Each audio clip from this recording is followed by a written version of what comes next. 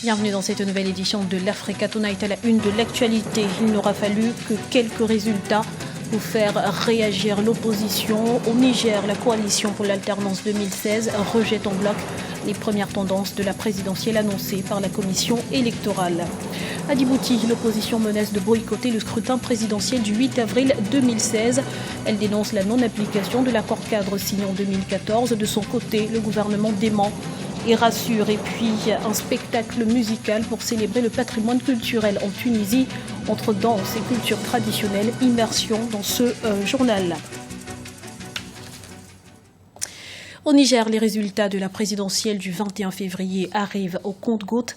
Ils ne représentent pour l'heure qu'une frange de l'électorat, mais déjà la contestation gagne du terrain. L'opposition dénonce des chiffres fantaisistes. Reportage de Sadou Alizé Mokhtar, notre correspondant au Niger. 4 candidats à la présidentielle de dimanche au Niger, réunis dans la COPA 2016, un regroupement de l'opposition, ont rejeté les résultats provisoires proclamés par la Commission électorale nationale indépendante CENI. Amadou Boubacar Sissé de l'UDR Tabat, Seyni Oumarou du MNSD Nassara, Mahaman Ousmane du MRND Hankouri et Hamma Amadou du Modène Falloumana dénoncent des fraudes, notamment dans la région de Zender, au sud du Niger. Alors que les opérations de dépouillement ne sont même pas terminées, dans de nombreuses localités, la CENI diffuse des résultats pour le moins fantaisistes. Les résultats sont en désaccord total avec les données réelles récoltées par les représentants des partis membres de la COPA 2016. À Zender et dans bien d'autres régions, les résultats proviennent de milliers de bureaux de vote fictifs. Selon les résultats globaux provisoires de la CENI, le président sortant Issoufou Mahamadou recueille 36,2% des voix dans les 72 communes sur un total de 308 que compte le pays. Hamma Amadou 21,95%, Seyni Oumarou 15,53% et Mahaman Ousmane 8,23%. La coalition demande à ses militants de résister. COPA 2016 ne permettront pas de voler les suffrages du peuple nigérien. Nous confronterons en temps opportun nos données et celles dont ils disposent. Face à cette situation très grave, la COPA invite tous ses militants à se mobiliser comme un seul homme pour contrer le coup de force en préparation. Le taux de participation sur ces 72 communes est de 67,38% selon la CENI. Plus de 7,5 millions de Nigériens étaient appelés aux urnes dimanche 21 février 2016 pour voter lors des élections législatives et présidentielles à travers le pays. La République de Djibouti figure sur la liste des pays qui, en 2016, vont se livrer au rituel d'une élection présidentielle. Le président Ismaïl Omar Guelleh briguera un nouveau mandat aux grandes dames de l'opposition qui menace de boycotter le scrutin. Explication avec Olivia Thierry-Dobré. À Djibouti, l'USN, Union pour le salut national, annonce son refus de participer à la présidentielle du 8 avril 2016. La coalition de l'opposition menace de boycotter le scrutin présidentiel, estimant que l'accord cadre signé avec le pouvoir en 2014 n'a pas été respecté. En décembre 2014, l'accord cadre signé entre pouvoir et opposition prévoyait une réforme de la CENI en organe paritaire et mettait fin à 2 années de crise politique entraînées par les résultats contestés des élections législatives de 2013. C'est un pays souverain qui a également les outils qui permettent aujourd'hui de mener à bien et à la fois la constitution de la CENI et également de la procédure ou des procédures qui s'en suivent. Je pense qu'en ce qui concerne la CENI, c'est plutôt un faux débat. Dans ce cas-là, c'est un déni de la souveraineté nationale, c'est un déni également de la Constitution et des règles opérées au sein de la Constitution. Je pense qu'aujourd'hui, on ne peut pas dire que Djibouti manque autant de points. Le président Ismaïl Omar Guelleh, au pouvoir depuis 17 ans, a officialisé le 8 janvier 2016 sa candidature à un 4e mandat présidentiel. Le gouvernement estime avoir apporté les gages nécessaires à l'opposition en vue d'une démocratisation de la vie politique. En ce qui concerne le statut de l'opposition, il y a eu une adoption à l'Assemblée nationale la semaine dernière du texte proposé. La promulgation justement par les chefs de l'État de ce qui a été adopté à l'Assemblée nationale. Donc déjà un grand point et il y a une avancée déjà là-dessus. Réélu avec 100% des voix en 2005, faute de concurrents, et 81% en 2011, face à un concurrent jugé factice par ses opposants, le président Ismaïl Omar Guelleh avait pourtant promis qu'il ne se représenterait pas en 2016. Agriculture et électrification, mobiliser les énergies. Voilà le thème de la 4e édition du Forum international Afrique Développement qui s'ouvre ce 25 février à Casablanca au Maroc, co-organisé par le groupe Attijari Wafa Bank et Maroc Export. Cet événement est devenu au fil des ans une plateforme incontournable de dialogue et d'affaires pour ses participants en faveur de la coopération sud-sud.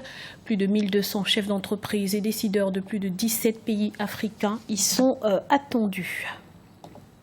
Et sachez que vous pourrez suivre l'ouverture de ce forum ainsi que les travaux au sein des différents panels sur notre antenne et en direct de Casablanca ce mercredi à partir de 8h GMT. La santé pour tous. Les travaux de construction de l'hôpital général de Kinkala en République du Congo sont à 85% effectués et une dizaine d'autres infrastructures du genre sont prévues sur l'ensemble du territoire. Voyez ce reportage de notre correspondant Jacques Amboka. Le président congolais Denis Sassou Nguesso a effectué ce mardi 23 février 2016 une visite à Kinkala, à 75 km de la capitale. Le chef de l'État est allé palper du doigt l'état d'avancement des travaux de l'hôpital général de Kinkala dans le département du Poul. La construction de cette infrastructure sanitaire s'inscrit dans le cadre du programme du gouvernement Santé pour tous, initié par le chef de l'État. La construction de ces hôpitaux généraux apportera des réponses aux besoins de santé des populations, notamment dans l'accessibilité aux soins en quantité et en qualité. Réalisé sur une surface de 5 hectares, l'hôpital général de Kinkala aura une capacité de 200 lits doté de plusieurs spécialités d'un hôpital moderne. L'état d'avancement des travaux est jugé positif par rapport au chronogramme.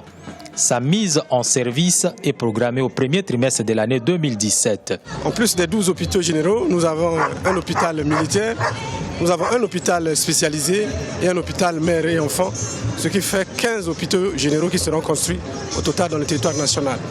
Celui de Kinkala et les 11 autres, le taux d'avancement atteint les 85%. Nous avons encore une année devant nous pour finir proprement les travaux équipés correctement. Donc nous sommes en avance par rapport au programme prévu. L'accès équitable à la santé pour tout le monde, quel que soit l'endroit où l'on se trouve, c'est la grande ligne du programme Santé pour tous du président de la République. Pour la construction de ces hôpitaux généraux dans les 12 départements, le gouvernement a engagé plus de 1000 milliards de francs CFA. Cependant, le plus grand défi à venir est celui de l'entretien une fois les travaux achevés. Le patrimoine culturel tunisien revisité à travers une comédie musicale à l'origine du projet, un duo d'artistes, Cheb Bachir et Rochdi Belgazmi, immersion avec Idelette Mirabel Bissou.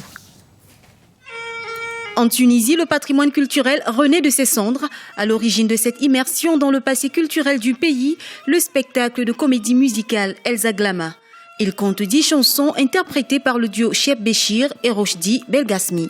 Le spectacle tire son nom d'un célèbre musicien, joueur de tambour traditionnel en cuir en Tunisie. La prestation théâtrale met en scène des danses traditionnelles et dévoile le patrimoine culturel depuis la colonisation à nos jours. Dans ce spectacle, nous parlons de notre histoire récente depuis la colonisation française à nos jours, même s'il s'agit de notre patrimoine culturel. Nous perdons notre mémoire collective, pourtant, elle n'est pas si loin. Le spectacle a été apprécié du public, des spectateurs qui, avec des applaudissements, n'ont pas manqué de se joindre à la danse et au chant pour se remémorer et célébrer avec les acteurs le riche patrimoine culturel du pays. Nous avons été plongés avec ces sonorités dans une ancienne atmosphère. J'ai été très émue par la chanson qui a parlé de la France. C'est vraiment un très beau spectacle. J'aimerais que ce genre de présentation se multiplie. Les spectacles comme celui de la comédie musicale Elsa Glama se font de plus en plus rares en Tunisie. Pourtant, le public est demandeur de ce genre d'initiative culturelle. Selon certains analystes, ces mises en scène de l'histoire et de la culture tunisienne permettent aux jeunes générations de mieux comprendre le passé du pays. Pour certains, c'est aussi un moment de communion et de partage des différentes cultures. C'était le journal de la rédaction. Merci pour votre fidélité. Retrouvez dans un instant une nouvelle édition de l'actualité sur Africa 24.